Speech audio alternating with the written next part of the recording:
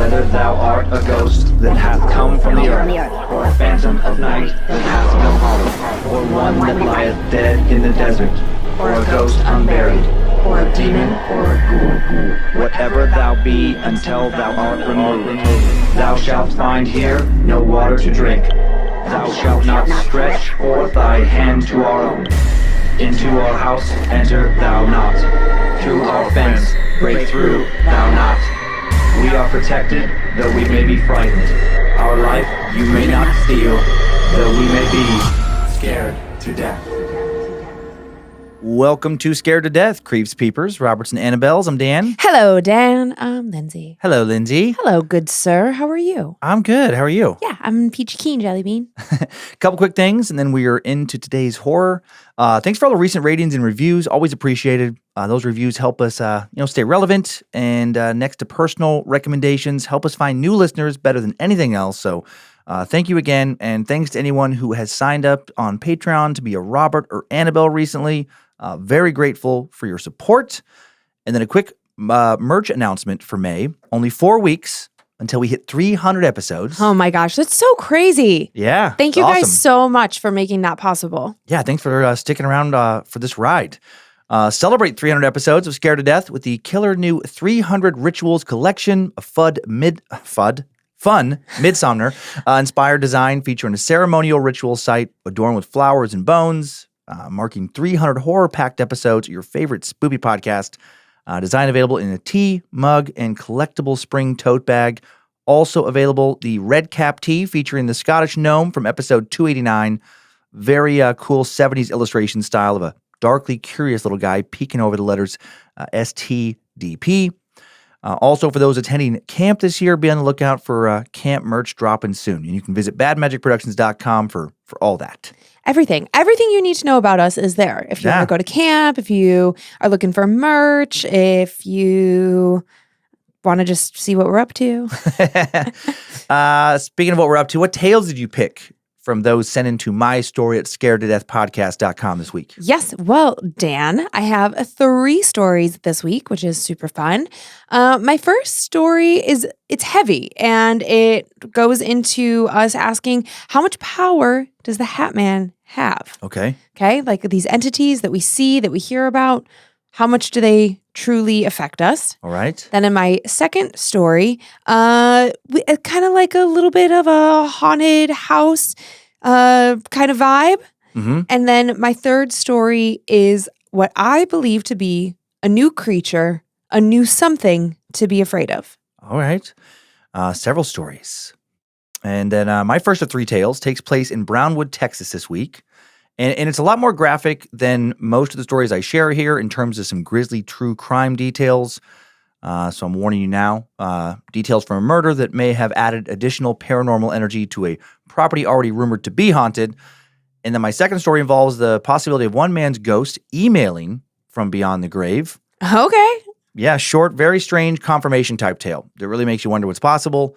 And for my third story, we will head to Los Angeles to explore the reportedly haunted Soden House, where some think Elizabeth Short, a.k.a. the Black Dahlia, may have been murdered.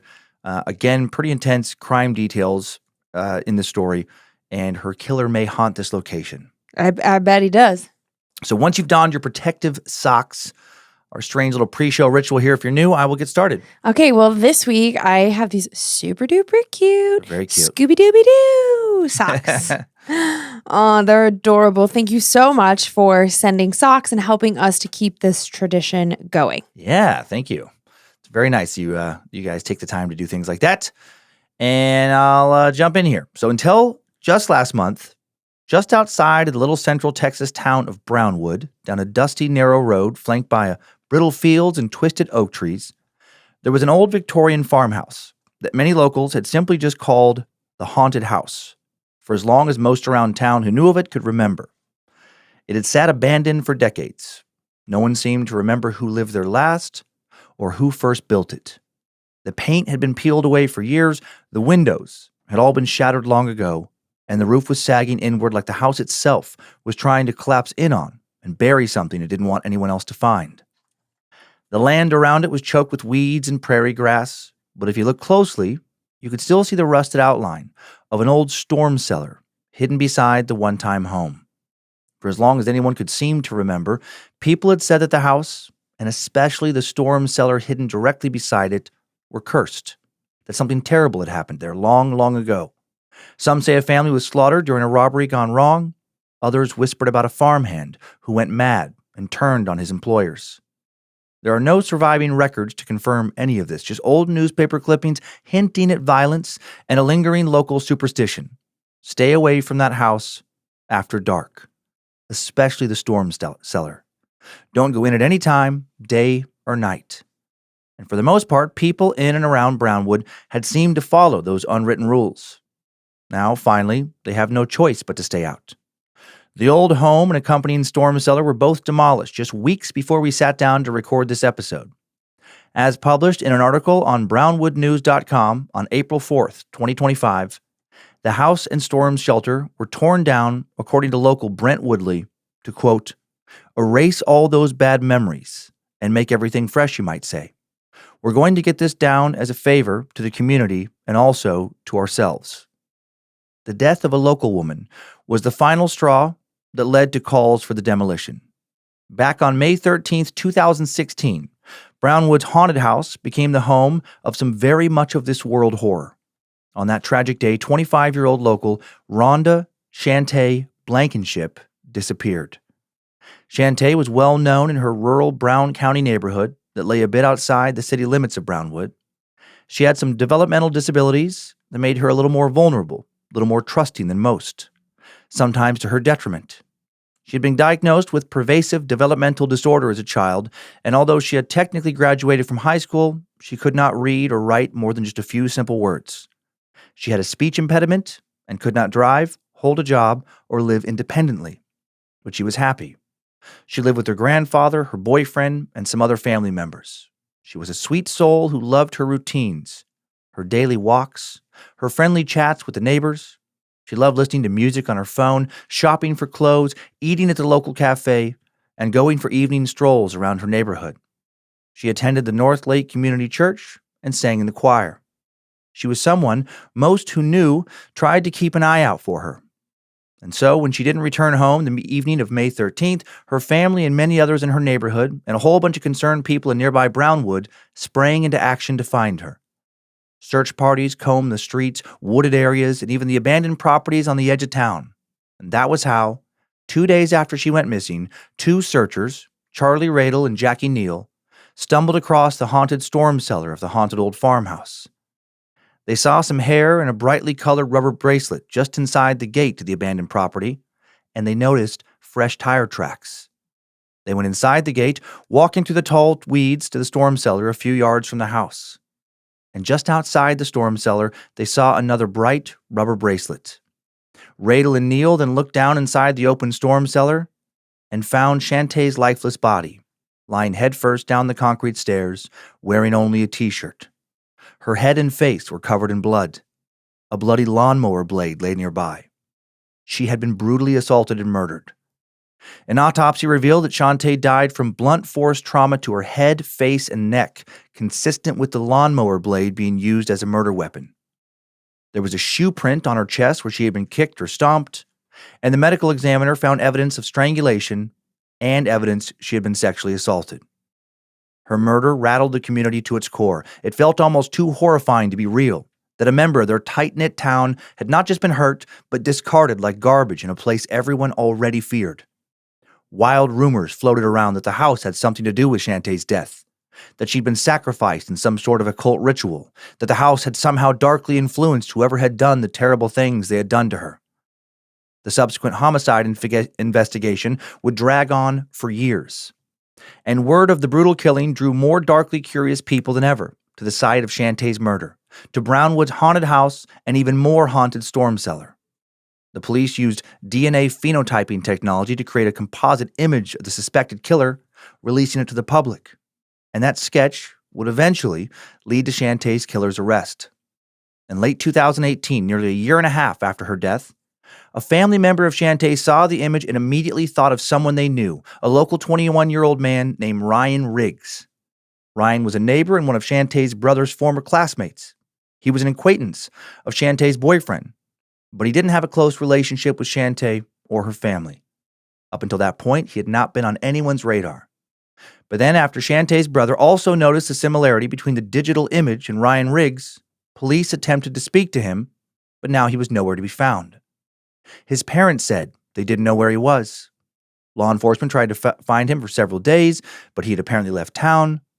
During their investigation into him, deputies discovered that Riggs had illegally dumped some trash, so now they had something to charge him with, a good excuse to bring him in for questioning, whether he wanted to talk or not. And a warrant was obtained for a charge of illegal dumping. Deputies attempted to find Riggs to execute this warrant, but he still wasn't home or at work. Riggs' parents claimed they hadn't seen him for almost a week and a half, although he'd been in the house to leave $20 and a note apologizing for missing his mother's birthday. 6 days later, Ryan Riggs reappeared. On November 15, 2018, exactly 18 months after Shantae's body had been found, he somberly walked into the local North Lake Community Church, accompanied by his parents. Riggs, who had been a sporadic attendee of the church, met with the pastor, Ron Keener, and confessed to Keener that he had murdered Shantae Blankenship, although he made no mention of the sexual assault. He told Keener that he wanted to confess to the Wednesday night church congregation, quote, to make things right. If only it were that easy. Keener said he would allow Riggs to address the parishioners, but that he would also be calling Brown County Sheriff Vance Hill as soon as the service was over. Riggs stood up in front of the sparsely attended congregation and confessed, I'm a murderer. I killed Shantae Blankenship. He gave no details, and again, made no mention of the sexual assault. Several members of the congregation gasped. Some came up and hugged him. Immediately after making his stunning confession at the church, Riggs went with Pastor Keener and his parents to the Brown County Sheriff's Office. There, he gave a 2-hour confession to Sergeant Byrd and Texas Ranger Jason Shea. Riggs told the officers that he knew Shantae, just like everyone in the community knew her. He said he saw her by the community mailboxes on the day she died, asked her to hang out, then took her in his truck to a lookout point by the lake. He said that there he talked and flirted with Shantae, then took her to a more secluded area, and that was where he suddenly attacked her. He strangled her in the front seat of his truck, took her clothes off, and raped her. He said Shantae fought him, but she couldn't scream because his arm was pressed against her neck. After he assaulted her while she was unconscious but not dead, he said he felt the urge to take her to the old abandoned Victorian house, the Brownwood haunted house. It was like the house was calling him. It was like he knew that there he would find the dark will to do what he did next. He said that once he made it to the property, he dragged her out of his truck, threw her over the fence. She was still alive as he dragged her to the storm cellar. Once she was inside, he walked back to his truck, grabbed the lawnmower blade out of the back, then went and hacked at her head and face over and over to make sure she was dead. He admitted that during his bloodlust, he also stomped on her chest. After he left her body in the storm cellar, he took Shantae's cell phone, threw it away several miles down the road. He candidly told police, I wanted both things to happen, the rape and the murder. He described, quote, having a part of me that wants nothing but destruction and evil. He admitted he knew Shantae had disabilities and chose her for that reason, because she was physically small and would be, quote, an easy target. When asked why he confessed, he told police he had been hiding when they came to serve the warrant for illegal dumping and, quote, I knew the cops weren't there at the house about the trash. He admitted that he had gone on the run after that day. He said he'd contemplated suicide and spent time talking to God. He claimed that God told him if you want salvation, this is what you need to do. Riggs said he went to the church to turn myself into God. Now I'm turning myself into the law. When asked what punishment Riggs thought he deserved, he replied with no hesitation, death, for sure. He wouldn't get that punishment, but he was ultimately sentenced to life in prison with zero possibility of parole. Following his trial, the old farmhouse and storm cellar reportedly felt more cursed and haunted than ever, and drew more visitors than it had before, enough to convince locals to pressure the county to demolish it all before someone else got hurt, or worse, before someone felt drawn to commit the unspeakable. Time now for the tale of Brownwood's haunted house of horrors. Locals say you could still hear Shantae's cries echoing from the storm cellar at night. There are rumors that Ryan wasn't completely honest with investigators, that she regained consciousness before the blade came down. Some said that if you stood close enough to the house, you might even feel a hand, small and desperate, grasp at your own, begging you for help. And that brings us to the claim of someone who listed their name only as Alex. Alex doesn't claim to be from Brownwood. He said that he was a then 22-year-old amateur paranormal investigator when he made it to the property several years ago now, when he was living a few towns over and had read about Shantae's murder online. He said he was drawn to her story, fascinated and horrified in equal measure. One night in mid-October, Alex decided to drive out to the farmhouse and see for himself if some of the stories he had read about were true. He got there just after midnight. He said it was cold and partially cloudy, and the dusty fields around the old house looked ghostly under the half moon. The house looked even worse than it did in the pictures, like it was barely clinging to existence. And yet it felt more alive to Alex than any other house he could ever remember approaching. He said it was like he could hear a slight hum in the air and feel a magnetic-like pull from the place, drawing him towards it. Alex parked his car on the side of the road, grabbed his flashlight and audio recorder, and made his way through the tall, dead and dying weeds around the home. The moment he crossed onto the property, he said he felt the air grow heavier, thicker, like he was wading into deep water. As he approached the front steps, his flashlight flickered. He shrugged it off, telling himself that the batteries were old, even though he knew better, and he pushed the door open. The inside of the house was a collapsed mess. Broken furniture, rotting wallpaper, graffiti from years of trespassers, mostly high school kids looking for a place to party. But there was something else, too. Something Alex couldn't explain. A smell, faint but sickly sweet, like flowers left to rot in a closed-up room. He wandered through the first floor, his recorder running. Every so often he thought he heard footsteps behind him, but every time he turned around, the room would be empty. Soon beginning to worry that the house would cave in on him, and that another murder victim's body would be found, this one a direct victim of the property itself, he stepped outside and found the storm cellar.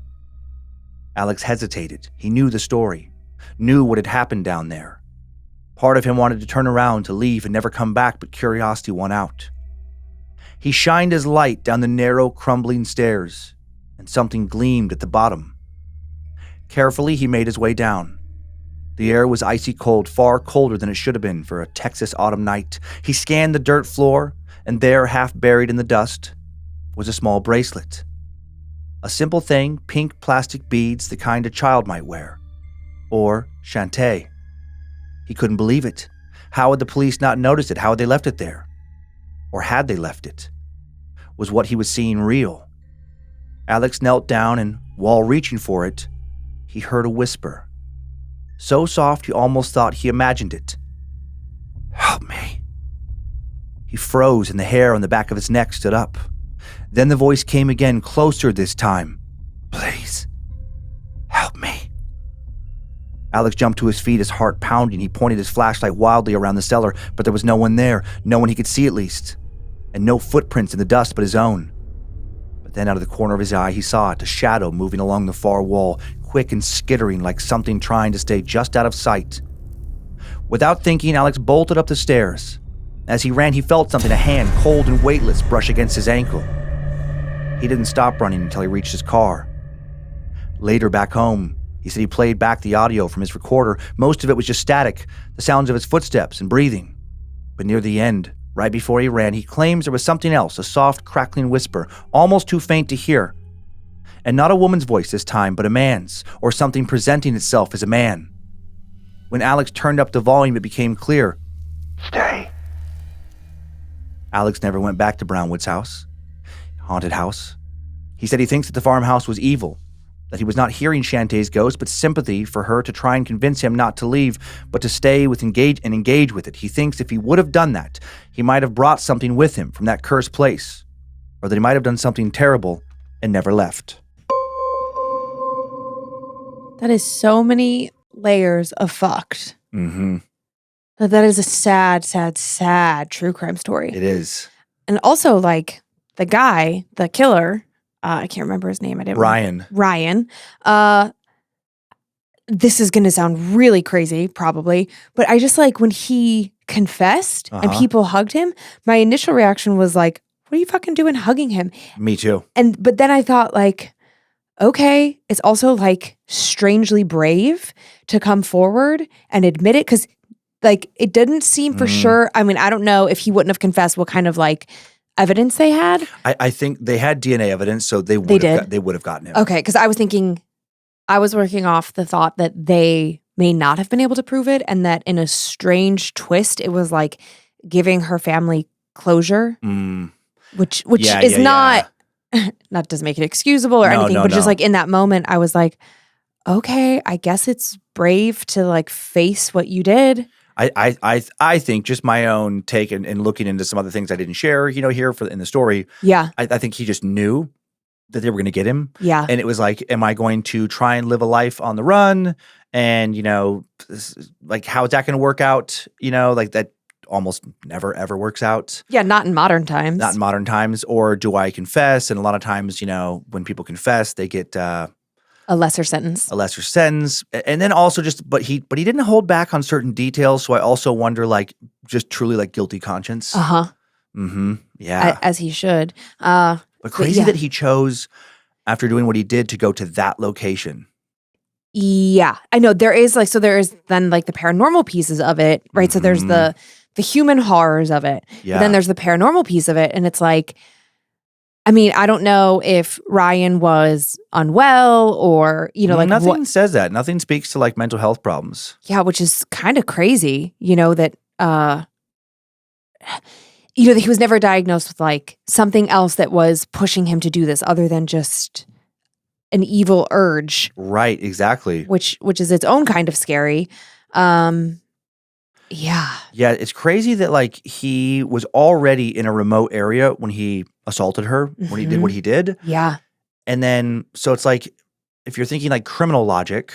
Yeah. And you want to reduce the chance of getting caught, why are you going to drive to another place during the day, no less, with, somebody you've assaulted in the truck with you. And, if you get pulled over, if anybody sees you, it like leads to the chance of you getting caught. Right. And then you're going to drive to a different place, and you drive to that place, the one place in the area that has like very like long-standing dark, paranormal associations. Yeah. It's like, so what was that about? Yeah. Like that's creepy that he felt like pulled there. But then also like, I don't know, maybe like, yeah, maybe it was something supernatural, or maybe it was just, maybe Ryan is just evil. And totally. Evil breeds evil. And he was like, well, let's go to this other evil place. Or maybe he thought that no one would ever look there. Like, why would anyone, the people that come to the Brownwood house, are paranormal investigators. But it was a party spot too. Fair. Yeah. Yeah. I don't know. Very crazy. I have some pictures. This first pic is a photo of the Brownwood haunted house before, obviously, it was demolished. And yeah, it is like, I heard other people describe it as like locals. Yeah. Saying that it's like the classic, this is where a haunted house would be filmed. Like or a haunted house movie. Totally. Or some movie like the Texas Chainsaw Massacre. It just could not look fucking creepier. It's so dilapidated. I mean, despite what happened, it should have been demolished anyways. Like it appears to be a wooden structure that looks like a huge fire hazard. Like at any given moment, because it is so dry rotted and falling apart, it feels like at any moment this thing was just going to collapse. Totally. And then you look, and I don't know this next picture. I don't know for sure that this is the storm cellar. It came up when I was searching. I'm not positive, but I think it would be something like that. But that's terrifying. This just like hole down into the ground, this old storm cellar with like a little bit of like a old concrete ceiling, and then just this door that you like reach down beneath you to pull up towards you to open. And I mean, again, it looks like, yeah, that's where exactly what happened would have happened in a horror movie. Right. That's exactly where you would run to hide and then would die because something else would get you in the storm cellar. Yep. Storm cellars also are just so creepy. And they're like dungeons. Yeah. Like at your grandma's house, they have a cellar. Yeah. And it always freaks me out. Yeah. I think I've been down there like 3 times in the however many years we've been together. Yeah. What is it? 13 years. It's like, nope, no thanks. Yeah. And it's attached to the house. It's not even out back. Like it's basically just a basement. And it stresses me out. Yeah, because it's like, it's smaller than a basement would be. It's definitely not where you would like hang out. There's no like egress windows or anything. Right. There's no like playroom or like couch and TV. It's all concrete and stone. I mean, it looks like a place where you would chain somebody up. And then this next picture is the house being demolished just very recently. It honestly, it looks like it didn't take much. No, it was ready to fall over. And then this next the picture is, sadly a photo of Rhonda Shantae Blankenship. And then finally, the final photo is a picture of Ryan Riggs, her killer, that he had posted to Facebook, after he did what he did. Yay. I'm trying to see what's on his walls. I mean, I see a gun, but then, various like drawings and, he might have. He was disturbed. I don't know that he was like that was what I was legit going to say. mentally ill, but he was definitely disturbed. Yeah. But flew under the radar. I always feel bad for the parents of the killer. Yes. Because I can't even fathom what that would be like. Like, if you are a parent who's in tune with your kids, you know when something is off, when they're having a bad day. Yeah. What's that saying? Like, your best day is only as good as like your kid's worst day or something. It's just as a parent, you're just so, and however you come to parenthood, that's like, that has nothing to do with about biology. It's just like, if you love somebody, and you've helped raise them and you're so connected to them and you know their moods and their tendencies. I bet if you talk to Ryan's parents, he's probably just like, oh yeah, he was like a great kid. And then all of a sudden there was this shift and we were constantly trying. And I just can't imagine the guilt, the shame, the embarrassment. I mean, his parents most likely had to leave town, start their lives over because a town is not going to, they're not going to blame you, but they're also not going to forgive you for what your child did. Some people won't, yeah. Ay. Sad. Are you ready to leave the site of a grisly murder and perhaps the location of a tragically murdered woman's spirit for a much lighter story? Yeah. Jack Freese, a man from Dunmore, Pennsylvania, died of heart arrhythmia on June 10th, 2011. His passing was completely unexpected and sudden. He was just 32 years old. His family and friends were understandably stunned and devastated by his passing. One of the hardest hit was Tim Hart, Jack's best friend for the past 17 years. Tim called Jack his right-hand man and jokingly recalled how Jack once hated him because he was the new kid at school and got a bunch of attention from the other kids. But soon after Jack took the time to get to know him, they became fast friends and best, inseparable friends soon after that. Tim and many of those who knew Jack described him as sensitive, kind-hearted, and unique. A large number of people would grieve him, but he would only reach out from beyond the grave to a handful of them. Time now for the tale of emails from the grave. 5 months after Jack's death, Tim received an email from his friend's account. The subject line gave him the chills. It read, "I'm watching." Tim later told a reporter from the BBC, "One night in November, I was sitting on my couch going through my emails on my phone and it popped up, sender, Jack Freese. I turned ghost white when I read it. It was very quick and short, but to a point that only Jack and I could relate on. The email read, 'Did you hear me? I'm at your house. Clean your fucking attic.' During Jack's second to last visit at Tim's house before he passed, the two men had went up into Tim's attic and discussed what to do with the cluttered space. They were the only two present in the attic that day, and no one overheard their conversation. The attic was dusty in addition to being cluttered, and Jack told Tim he should clean it before his next visit. Tim can't imagine that Jack felt this brief conversation was noteworthy enough for him to have spoken about it with anyone else. Not even the two men spoke about it again. What was once a mundane conversation now was potential evidence of the supernatural. Was Jack Freese really communicating from beyond the grave? Tim replied, but he never received a response. Someone else, though, would also get an email from Jack, or at least from Jack's account. That person was Jack's cousin, Jim McGraw, who said that Jack was like a brother to him. The subject of his email was simply, "Hey, Jim." Again, its contents were brief. It said, "How you doing? I knew you were going to break your ankle. Tried to warn you. Gotta be careful. Tell Rock hi for me. Great song, huh? You're welcome." Couldn't get through to him. His fucking email didn't work. Jim had broken his ankle a week before he received that email. He believed that was Jack's way of comforting him, as he was still having a hard time coping with his cousin's passing.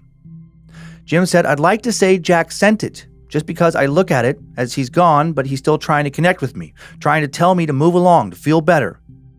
Jack's friends say no one has the password to his email account, and they don't believe anyone had hacked him.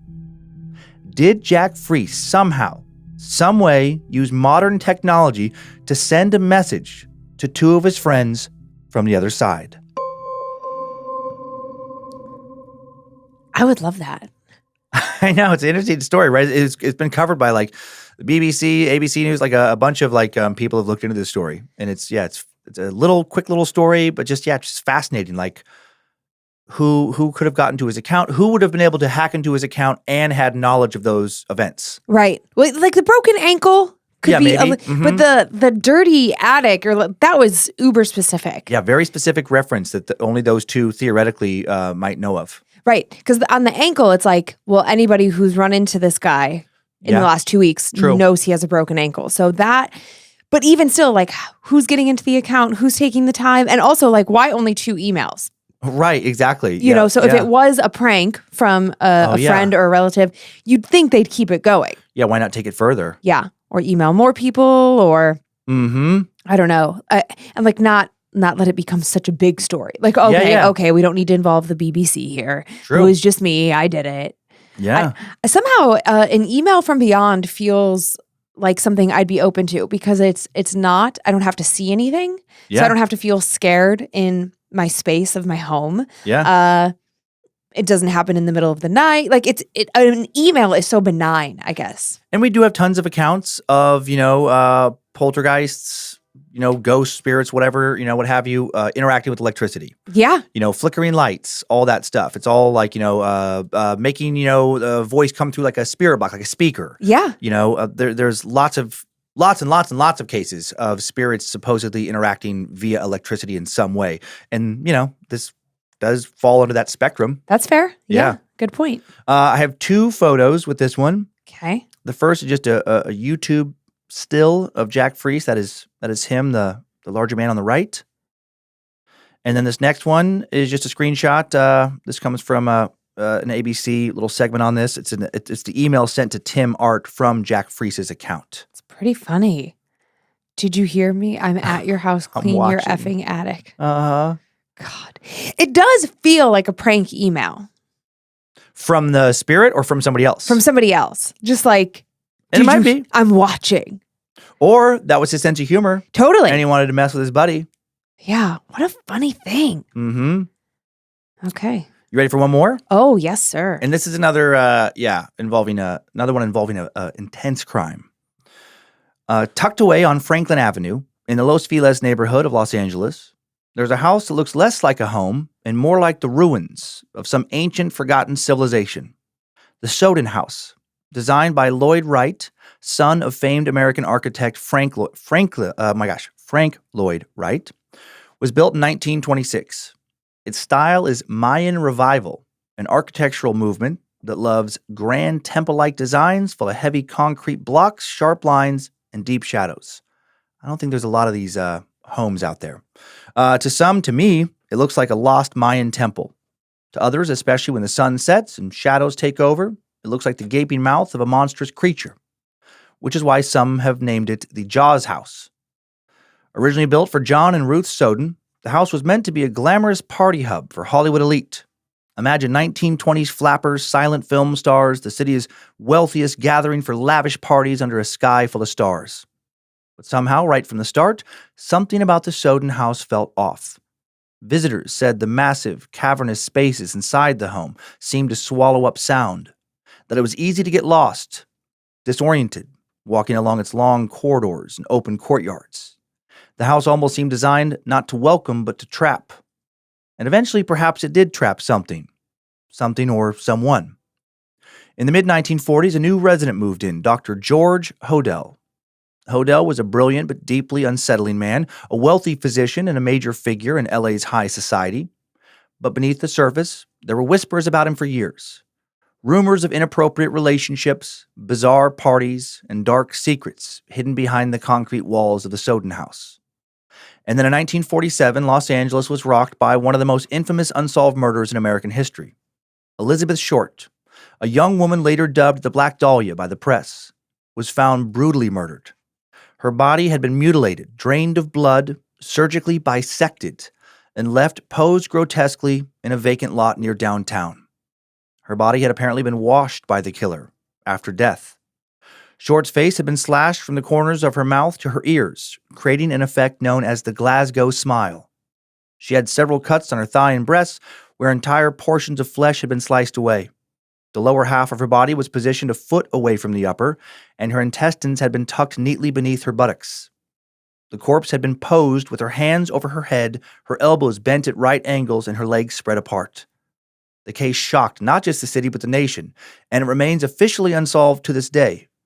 But decades later, Dr. Hodell's own son, Steve Hodell, who had grown up inside the Soden House, came forward with a chilling accusation. Steve, by then a retired LAPD homicide detective, had spent years piecing together evidence supporting that his own father had been the one to kill Elizabeth Short, and that the murder may have taken place inside the basement of the Soden House. There was actually a pretty strong case for this. Back in 1950, after 3 years of mounting suspicions, the Los Angeles District Attorney's Office bugged Hodell's house, and some of their recordings captured him making some pretty incriminating statements, like, "Supposing I did kill the Black Dahlia. They can't prove it now. They can't talk to my secretary anymore because she's dead." Creepy, right? And it gets worse. Human remains have supposedly been found in the yard of the Soden House over the years. Dogs trained to detect the scent of human decomposition have alerted on the property. And Steve Hodell's investigation suggested that Elizabeth Short may not have been his father's only victim, that George Hodell may have been a serial killer operating under the noses of Hollywood's elite, protected by money, power, and connections. While Dr. Hodell fled the country in 1950 and lived abroad for years, he was never officially charged in the Black Dahlia case. He died a free man in 1999. And according to some, he returned to the Soden House after death.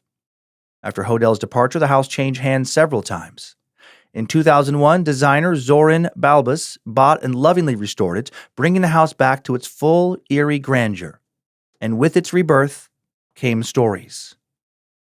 Time now for the tale of the Soden House, Shadows of the Black Dahlia. There were stories of hauntings, stories of voices in the walls, stories of figures glimpsed moving between the stone corridors. Over time, the Soden House became a magnet for ghost hunters, paranormal investigators, and the just plain curious. And among all the rumors, I found 2 chilling encounters that stood out to me. In 2015, the house was rented out for a high-end Halloween party, a masked ball event filled with actors, influencers, and wealthy guests. One of the guests, a woman named Erica, shared her experience later in an interview with a paranormal blog. Erica said that around midnight, she got separated from her group. While looking for a bathroom, she said she wandered deeper into the house, past the crowded rooms, and into one of the empty hallways near the back courtyard. There, she said she saw a man standing alone. She said he was tall, wearing a 1940s-style suit with slicked back hair, and surprisingly, no mask for the masked event. At first, she assumed he was just another guest, maybe someone who had gone for that vintage look, but then he smiled at her, and it gave her the creeps. She said there was something off about his face. His eyes were too dark. She said like light did not reflect in them at all, and that he beckoned for her to come closer. Erica said she suddenly felt an overwhelming sense of dread, like her body was screaming at her to run. She turned and hurried back towards the main party, and when she looked back over her shoulder, the man was gone. Later that night, Erica said she mentioned the strange encounter to some friends. One of the house staff overheard her and asked very seriously if she could describe the man again.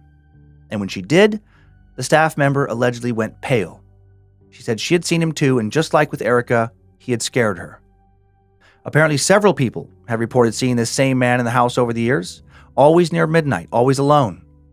And many of them came to the same conclusion. It was a spirit of Dr. Hodell himself, still prowling the halls of his former home, still looking for young women to torment. The second story comes from a group of amateur ghost hunters who said they rented the house for a private investigation in 2019. Armed with EMF meters, voice recorders, and thermal cameras, they spent hours exploring the property. For most of the night, things were apparently quiet. A few cold spots, some minor equipment malfunctions, but nothing dramatic. Then they went down into the basement. The basement of the Soden House is, again, where Steve Hodell believed the Black Dahlia murder took place. Down there, the group set up a digital recorder and ran a spirit box, a device that rapidly scans radio frequencies, supposedly allowing spirits to communicate. At first, as is often the case, they heard nothing but static. But then, a voice. A woman's voice, faint and broken, saying what sounded like, "Cut me." The group froze. They all went silent and continued to listen, and they claimed they heard it again. The word "cut," followed by several seconds of static, and then the word "me." Then, according to one investigator, the air around them grew ice cold. One woman claimed she felt fingers brushing the back of her neck.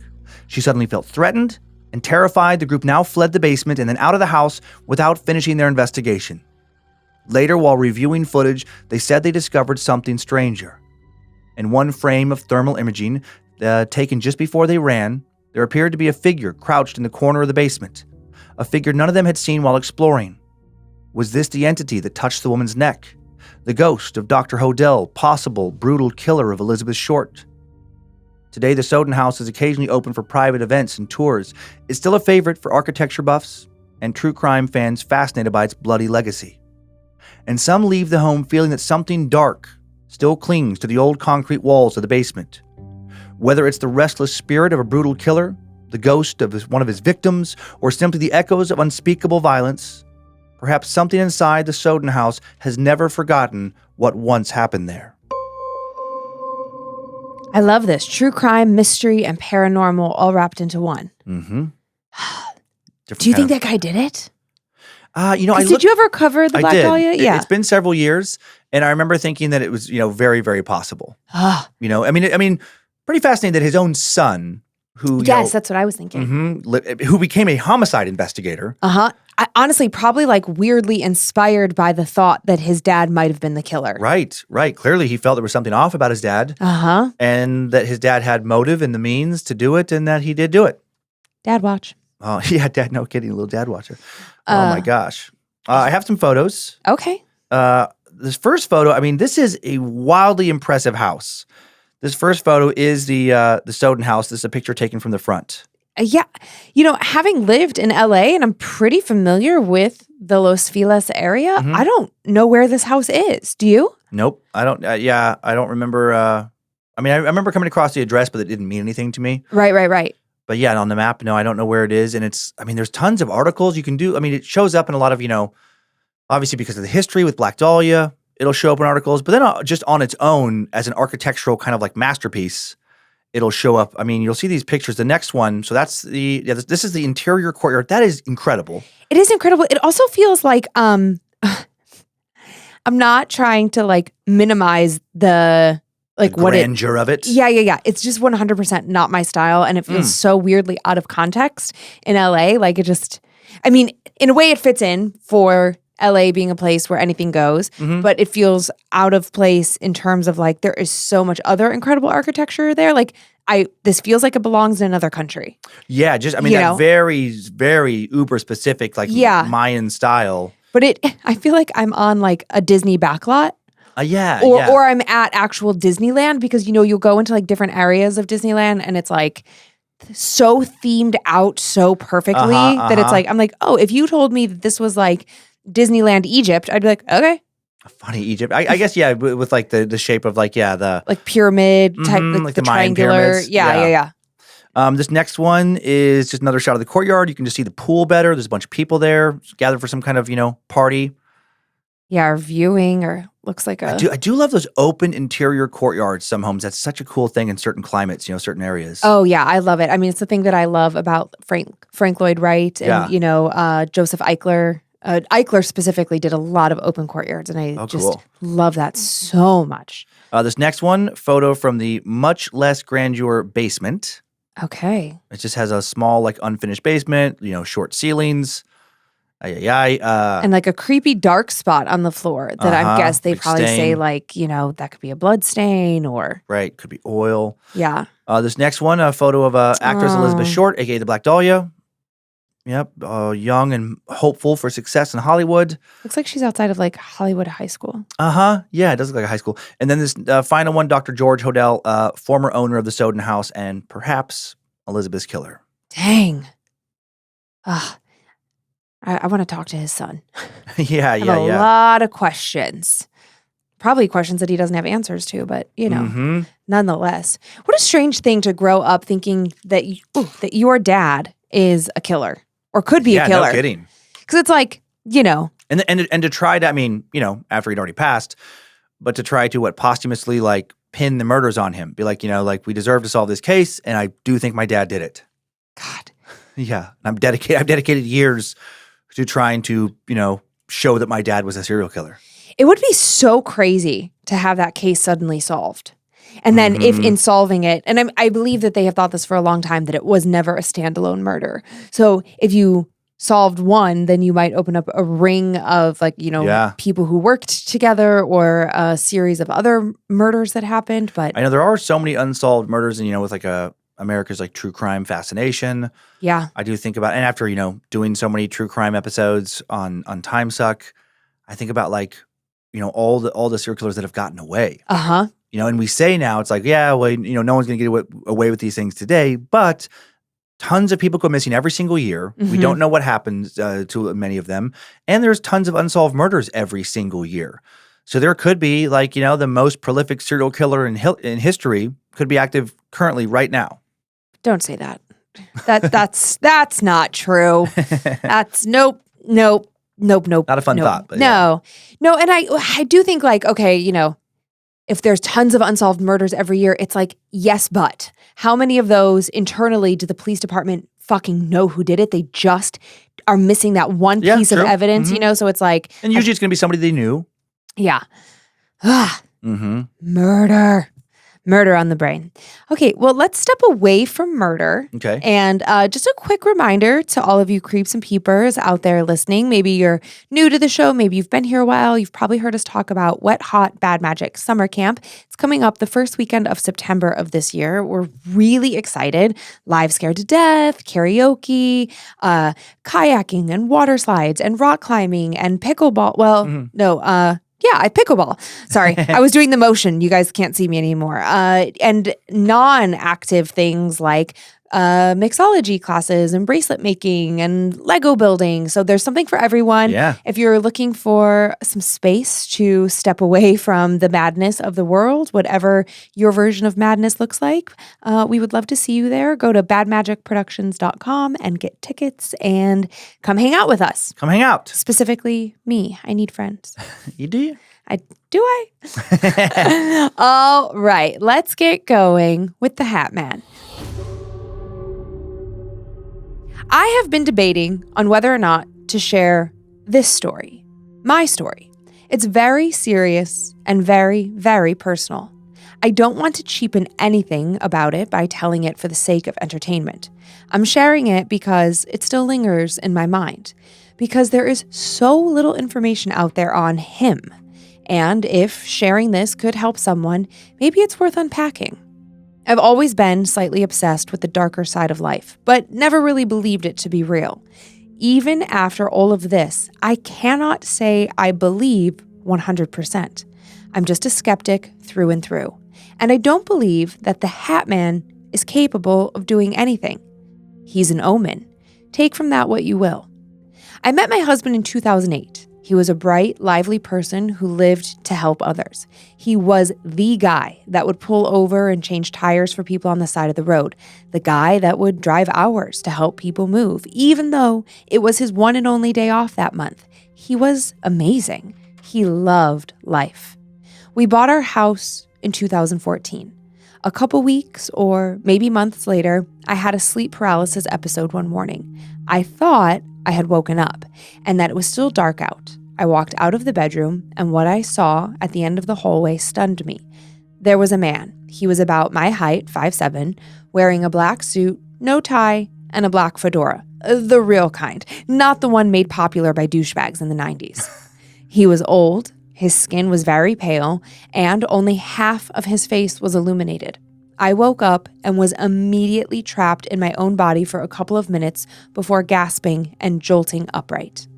I've always had crazy dreams, and I've had sleep paralysis for several years, but never the two at the same time. I told my husband and my best friend about the weird image of the man. My friend asked me if I had felt threatened. No, I felt like I was keeping him from coming down the hall, like He couldn't touch me, I said. I quickly forgot about it altogether until a year or so later when my husband and I were watching the movie The Nightmare. There's a part where a man describes seeing the Hatman. I was so startled that I had to leave the room. My eyes started to tear up and my whole body tensed. We stopped the movie and talked about it. We tried to do some research on this Hatman, but nothing really existing on the web to speak of. So life went on. But this time, it stuck with me. That image, that feeling. My husband worked out of town a lot, and on the nights when he was away, I started locking the door to the bedroom. I would turn on the hallway light, then the bathroom light, then the bedroom light, and work my way backwards. Over time, I started going to bed before dark. Even still, I felt uneasy with my back to the end of the hallway, even during daylight. During this period, on 2 separate occasions, I watched a bird fly directly into the window on the garage and die. Everything started to spiral pretty quickly after our first 6 months in the house. Unbeknownst to me, my husband had started using cocaine and drinking heavily when he was out of town. By 2015, he'd lost his job. We fought almost daily. His anger was out of control. He withdrew from friends and family and spent so much time either sleeping or out with his drug buddies. Thinking it was just depression, I begged him to get help, and he swore he would. My loving, caring, sweet husband had become unrecognizable in a short period of time. By 2016, he was barely at the house anymore. He would stumble in at 5 a.m., sleep on the couch, wake up at noon, and leave to God only knows where. I just put my head down, worked as much as I could, and kept locking that bedroom door. By 2017, his anger had grown to violence. On one occasion, our fight had migrated to the hallway. He had ripped a door off the hinges and stood there in that same spot, the exact same spot as the Hatman, and he screamed like an animal. No words, just a sound so loud my ears were left ringing. And that was the first time I thought it. Is he possessed by the Hatman? No, this is just drugs. This is just mental illness gone unchecked. But also, what if it's not? What if that's what possession is? I don't actually think he was possessed. However, this was simply the first time I drew a link between the two. I just didn't understand what the link was yet. By the end of 2017, my husband was dead. Suicide. Remember those birds? The ones that died in the garage? That's the same door I walked through when I found him. After the funeral, I spent a week with family. When I returned to the house, I almost didn't even notice it at first. I wasn't afraid of the hallway anymore. I tested myself. Lights off, nothing. Middle of the night walk to the kitchen without turning one light on, also nothing. By all standards of sanity, I should have seen this as proof that the Hatman was never there to begin with. But instead, all I could think about was that he couldn't touch me because he hadn't come for me. Yikes. Yikes is right. Yeah, that's a really disturbing story. It really is, because I mean, you know what this fan is saying is that her partner was just this like lively, vivacious, fun-loving guy. And like, okay, sure, I definitely had the thought that like maybe he was a cocaine user all along and that's why he was so lively and it just finally caught up to him. Yeah.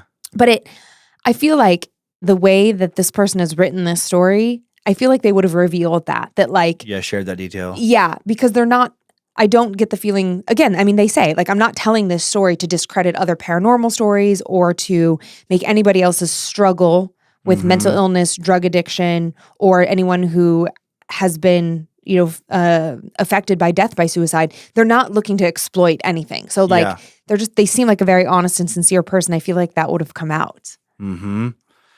Yeah, that's just, and then like the placement of some of his outbursts in the hallway where she had seen the Hatman, and then also like the weird birds dying in the garage where like slamming into the garage window and dying. Like just it's weird when birds do that in general, just fly right into a window. And I understand that like sometimes it's so clean. Totally. But a garage window is like not the cleanest window in the house. Not normally. Yeah, and then for him to do what he did at the end. Yeah, there's just a lot of strange details in that story. Yeah, a lot of like if he died in the garage, And then the birds died there. He was the most angry at the end of the hallway. Mm-hmm. Ugh. Yeah, and that's interesting that just the thought of like the Hatman as an omen. Mm-hmm. Or a possession. I mean, she definitely explores that as well. Mhm. Like, Yeah. but then writes it off and is like, no, I don't think so. Right. So creepy though. Yeah. We got a lot of heavy ones today. I know, gosh. All right, well, let's go on to like a slightly less heavy one. Okay. Hey guys, what's going on? My name is John, and I thought I would share something with you. I usually wouldn't share personal stories, but this is a must. Like so many before this experience/encounter, I did not believe in spiritual beings, ghosts, and so on, but that has changed now. I work as a construction remodeler for a very wealthy residential homeowners. Some of these high-end homes are new builds, but most of them are very old homes being rebuilt. A few weeks back, myself and another employee began renovations inside of a house that was built in 1901. The first day, everything seemed normal. The homeowners were living in the house as it was being renovated, but informed us that the next day they would be leaving for a 4-day vacation to Chicago and were taking their kids with them, so the house would be vacant for the remainder of our stay.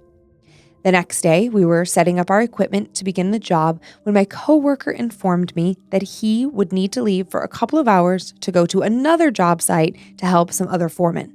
He would be back later on in the day. This left me in the house all by myself. No biggie, happens all the time. When my helper left, I was upstairs working in one of the children's bedrooms. I had both of my AirPods in, listening to music at a very low volume, when from downstairs, I heard the back door open and shut as if someone had walked inside. I took out one of my AirPods, thinking that my helper was back. I heard cabinet doors opening and shutting, which was really odd for my coworker to be doing. Feeling a bit uneasy, I yelled out, "Jeff, I'm upstairs, bud!" Thinking maybe he was roaming the house looking for me. As soon as I yelled out to him, clear as day, I heard footsteps walking towards the stairs. The footsteps began going up the stairs, so I stood up to meet Jeff. I opened the door and said, "Hey man, let's not..." But I was speaking to the air. No one was there. The room grew colder as if someone opened a window, letting cool air in. I stood there dumbfounded and told myself I must be going crazy. The room temperature went back to a normal one, and I was back in my work area. Nothing out of the ordinary happened for the next 2 days. On the last day of the job, I was ordered to finish the job by myself, which meant I would be at the house alone again. Throughout the day, I worked with my AirPods in. It constantly felt like I was being watched. I had this urge to look over my shoulder every couple of minutes. I kept taking one earbud out because I could have sworn I heard the back door open and shut, or the kitchen cabinets opening and shutting, followed by footsteps walking around downstairs. I was on edge, feeling really freaked out. Towards the end of the day, as I was collecting all of my things, I felt the urge to use the bathroom. I walked downstairs to use the lower level bathroom, which was incredibly small and had no lock on the door handle. As I sat down, I literally held the door to keep it closed. I could have left the door open since no one was there, but I felt a bit weird shitting in someone else's house with the door wide open. I'm glad I held the door shut. As I was using the bathroom, I heard footsteps clear as day right outside the bathroom. I began to panic. My heart was beating extremely fast when someone grabbed the bathroom door handle and yanked on it so hard it lifted me off the toilet slightly. I screamed, someone's in here!" knowing that no one should have been in that house with me. I sat there for a minute shaking. I pulled myself together, cleaned up, and slowly opened the door. Nothing. I saw no one. Freaked out, I finished cleaning my workspace and grabbed my tools. Still feeling like someone or something was watching me, I locked the house up and started loading my tools into the truck. I sat in the truck for a minute, jotting down notes on my worksheet. Leaves around my truck began to rustle as if someone was walking up to where I was parked. I was stunned. I saw 2 apparitions of 2 small arms sticking out from behind a column in the backyard. I knew there was no way 2 people could have walked past my car without me noticing. They also couldn't have been in the backyard because the whole house was gated with only one entrance, which was the driveway I was parked in. An uneasy presence came over me. I threw my car in reverse. Time to get the fuck out. As I did, I saw 2 small, dirty, weathered-looking children wearing what seemed to be old soccer uniforms that were extremely discolored. I slowly came to a stop and took in their faces. They looked like twins, and the look on their faces was the most disturbing look I've ever seen. They looked at me with evil grins, as if they were happy with my fearful reactions. They appeared demonic, evil, and extremely unpleasant. I stared for only a couple of seconds before I hightailed it the hell out of there, and I told my boss I would not be going back to that place, that there was something not right with that house. I listened to horror podcasts and I watched horror films, but only absorbed it as entertainment, until now. Going from a non-believer to someone who has witnessed the paranormal is a scary thing. John. Yeah, John, that's a scary sighting. This is the whole thing of like, I'm surprised we actually don't hear more stories like that about like, people working in someone else's home. Yes! Yeah, and then just experiencing all this, traditional kind of poltergeist activity. I mean, this one with the extra kicker of like the 2 childlike apparitions in the backyard, which is super creepy. So creepy. But outside of that, all of the classic, footsteps, feeling of being watched, and then like, doors opening and closing on their own. I know I've thought about like recently we had a handyman at our house, doing some odds and ends. And it would never have occurred to me prior to the story to be like, hey man, so you were at my house all day. Anything creepy going on? Notice anything upstairs? Yeah. Yeah. And I should. Uh-huh. Like, I should if I want to know, which I guess ultimately I don't. Yeah, true. Yeah, you might regret asking that question very much. Could you imagine? He's like, actually. Oh, yeah. That would, maybe the best not to ask that question. Or what if you're having work done at your house and the contractor is calling you frequently saying like, hey, did you just come home? Oh my God. That would be awful. Yeah. Were you just downstairs? Because I heard somebody walking around and some doors opening and shutting. Yeah, I thought maybe you came home for lunch or something. Maybe you forgot something. Nope. God. Terrible. We should ask your dad if he has any great stories from all the years of working in houses. He would say something if he did, I think. But I should ask, yeah. I mean, he told us one story like several years ago, but it was at home. I don't even remember that. I'll tell you later. Okay. He told me not to tell people. That sounds vaguely familiar, but I don't remember that. Huh? Oh, your dad loves a good tale. True. Okay, one more creepy new creature, I think. Okay. Hello, guys. Love your podcast. This is the scariest thing that I have personally experienced. Time now for the tale of their legs are on backwards. Ugh. I was in my very early 20s and I loved reading scary stories that had a supposed truth bent. I would look up stories to see if they would give me chills or if I could call bullshit immediately. It was a pretty fun pastime. While searching for new stories one day, I found the story of all stories that absolutely creeped me out beyond words and still does. The story was from a newspaper in Salt Lake City. It was an account of 2 teenagers out after dark. A teenage boy and girl were on a date in a local park. The girl was sitting on the swing while the boy was just talking to her when out of the corner of their eyes, just in the shadows, they saw movement. The lights were on over the swings and the playground equipment, but the light did not reach beyond there. They claimed they saw a human form with hairy, very large, baseball-sized eyes, scooting along on its belly with its head in the air, arms down by its side, dragging. The scariest detail to me was that its legs were on backwards, where the knees were just pointing up as if to push itself forward on its feet behind it, scooting along very slowly. The teens said they watched it circle around them in the shadows for a good 15 minutes, trying to identify what it could be. It circled closer and closer to the light. The teens decided it was time to get the fuck out. The next morning, they returned to the park to investigate in the light of day. They found footprints in the sand, creating circles from its scoot marks and dragging arms. The idea of something human like this with knees straight up in the air, pushing itself forward on its stomach is such a spooky visual. I was so freaked out by it that I told my dad the story and had a hard time going outside after dark. I lived in Colorado. I mean, what if this thing scooted itself all the way from Salt Lake City to Colorado? My dad told me that it was likely someone with serious deformities that was trying to get out at night when no one would judge them. His explanation made more sense than the alternative, so every time I would think about this story, I started to feel bad for this poor, deformed person. And this all made sense and put my fears to rest. I forgot all about it until 2012. I was newly divorced and had moved into my own 3-bedroom, 2-bath place with my 2 sons. My sons were always bringing home stray kids. If someone had a bad home life, they ended up at my house. They were mostly good kids, though their parents seemed to be problematic. One of the kids my son brought home, Shane, had just turned 16. His parents were much older and had already raised their other kids who were now in their 30s. They seemed very uninterested in raising Shane. Shane was always super helpful, a good student, and got along with everyone. He'd been sleeping on the couch for 2 weeks when he did not come home one night. I was a little bit concerned, but also he did have 2 parents, so I just thought he must have gone home. Early in the morning, 2 days later, Shane showed up with another boy, and holy smokes, did they have a story to tell. Shane said that the 2 of them decided to go to the other boy's house late in the day, which was way up in the woods.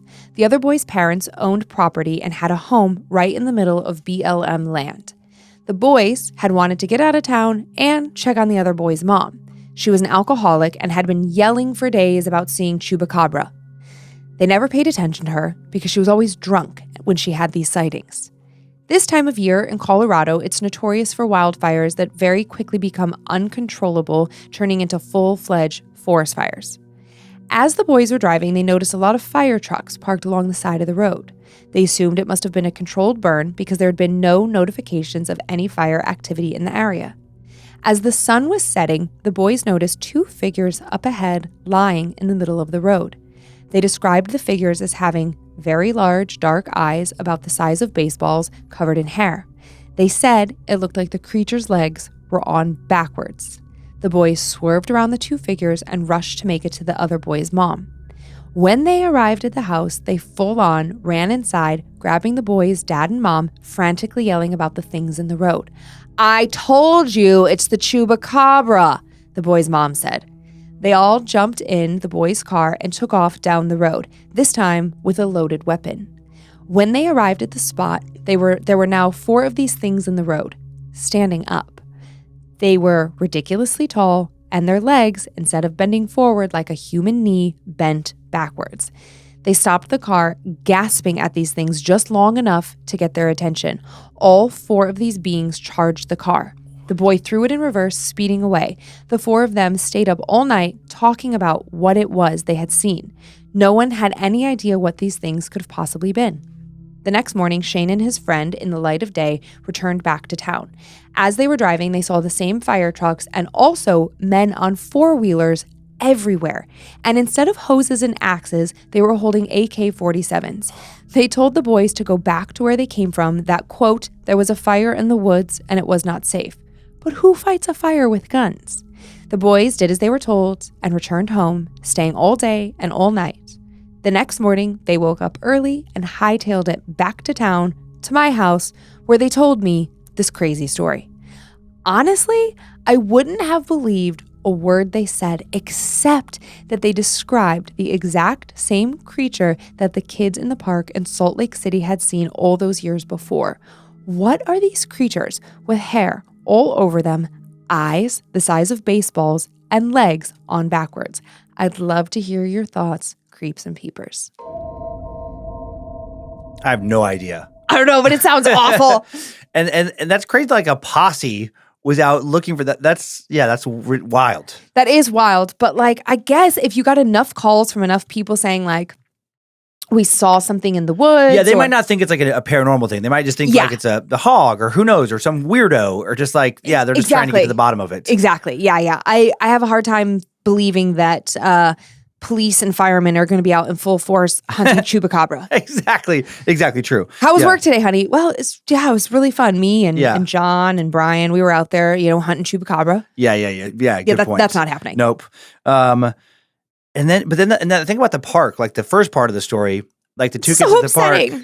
I mean, I had so many thoughts. Like one, I mean, I guess, I don't know, if you're young teens and hormonal, you don't want to like leave your opportunity to do whatever at the park. Yeah. But I'm like, 15 minutes and this thing is like circling you. I don't know that like I would stay that long.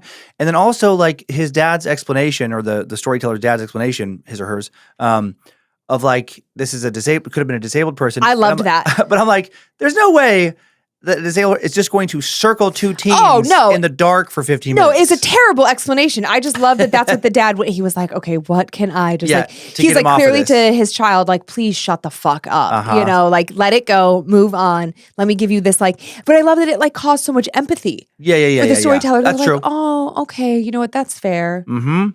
And then I was just thinking, just a question for you. It's like, cryptid stories are so different than a lot of other kind of, paranormal encounters, supposed paranormal encounters, whatever.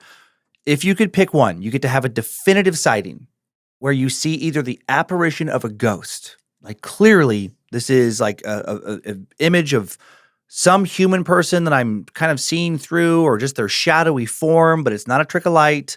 It's not, you can't write it off as like, oh, there's just a weird shadow. I'm totally sober, blah, blah, blah. I saw the ghost. Or you see a weird animal, cryptid animal, like clearly see a beast that doesn't look like any known animal. Like which would you choose? Or you can say like, which is scary? Which one do you not want to see? It's so tricky because like I have follow-up questions. On the ghost, is it the ghost of somebody I know or is it just a ghost? Oh, let's say it's a ghost of somebody you know. Okay. Now on the animal thing, it's like, am I aware that I'm having a paranormal sighting? Yes. When you see it, it looks like, not only does it not look like any animal you know of, it doesn't look like any creature of this earth. Okay. I choose ghost of someone I know. Because that's less scarier? Yes, because, okay, if it's a creature, if it's like some like weird, Last of Us, mushroom head, Oh my whatever, God, yeah. If it's, especially in this season, I don't know if anybody's watching, but like the souped up version, it's like, God. I'm just scared that thing is not contained to the woods. It's not contained to wherever I'm seeing it. This is the beginning of a bigger problem. Yes, it's the beginning of a bigger problem. It's the bigger of a bigger problem. It's a bigger problem, if you know what a bigger problem is. Yeah. And now I'm scared to do like road trips. I'm scared to go hiking. Like it starts to eliminate things from my life that I enjoy doing. Hiking, camping, a good road trip, going down a random road and just seeing like, oh, where does this take us? It kills a lot of my sense of adventure. Because now I feel like I need one of these AK-47s in case I run into a giant mushroom head. Right. Okay. Ghost of my grandfather. I'm like, what's up, Pops? Like, that's kind of fun. Yeah. I mean, I also don't love it. I guess it depends on how the ghost acts, but yeah. Could be scary, could be comforting, could be both. Yeah. Mm-hmm. What about you? Ooh, I mean, you had to know I was going to turn it back on you. I'm not just letting you get away with that. I didn't think that. I don't know why I didn't think that, but I think that's so tricky because they're both very cool in their own ways. I might lean towards, if it's somebody I know, I might lean towards ghosts because it'd be nice to know that there's proof that there's life after death. Okay. And that somebody's consciousness can, continue on. That's very cool. But like random ghost versus cryptid, I would pick cryptid because I'm like, then it makes me think like, did this come from another planet? And it gets my brain going in like a extraterrestrial direction, which is very exciting to me.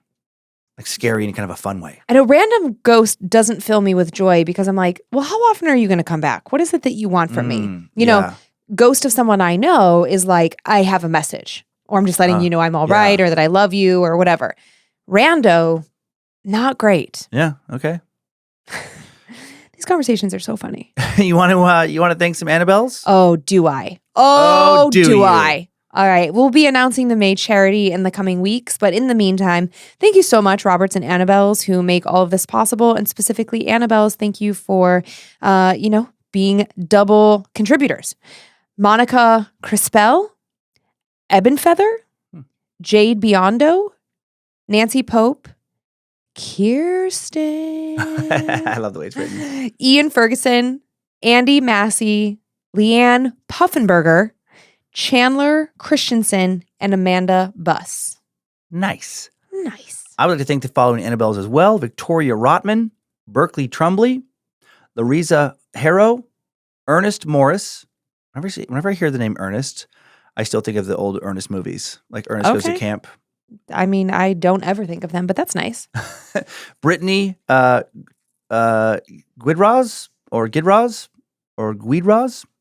Alex Kalk or Alex Kalki, Hunter Witt, Ruthann Reed, Christina Ciccione, Heather Laney. All right. And I have several spoopy shout outs. To Morgan from Casey, aka the best new auntie. Congrats. Hopefully, baby girl made her appearance already. I'm so happy for you. You will be an amazing mom. Sending you both so much love. So cute. To Maria from Maria, happy 25th birthday to me. To Sissy Kaylee from Sissy Sierra, happy birthday. I love you more than anything, my soulmate. You are such a special piece in this world. I wouldn't be here without you. To Steph from Steph, happy 40th birthday to me. It's been a wild ride undergoing neurosurgery this year, but you got this, wow. girl. Remember that. To Melody Rose from your mom, Stephanie, happy 17th birthday. You're so strong, amazing, and so loved. And to Toto and Zuzu from your dad, aka Titty Sister. Happy belated birthdays. I love you both so much. From your dad, aka Titty Sister? That is hilarious. That is fucking, whatever the story is there, it is fantastic. And I'll say happy birthday to Maria and Steph too. Oh, that's nice. Yeah, to give an outside person. I know. I love the emails of like, all right, none of my friends are getting into this. I'm doing it for myself. Yeah. Do you, friend? And that's our show. That's our show. Thanks for continuing to send in your personal tales of terror to mystory@scaredtodeathpodcast.com. You can email us for everything else at info@scaredtodeathpodcast.com. Thank you to Logan Keith scoring today's show. Thanks to Heather Rylander organizing the My Story emails. To book editor Drew Atana, polishing, preparing listener stories for book number 6. Thank you to Olivia finding the second story I told this week. I found the first and third stories. We're on Facebook and Instagram where we post pics that accompany episodes and more at Scared to Death Podcast. Also have a private Facebook group, Creeps and Peepers, full of horror lovers. And big thanks to the All-Seeing Eyes, the Creeps and Peepers moderators.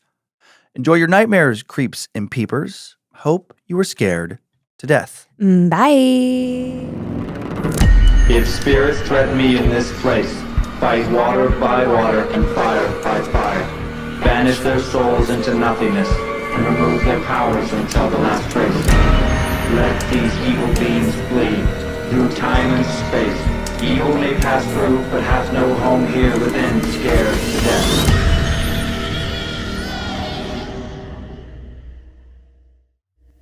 Mad Magic Productions. Don't say that.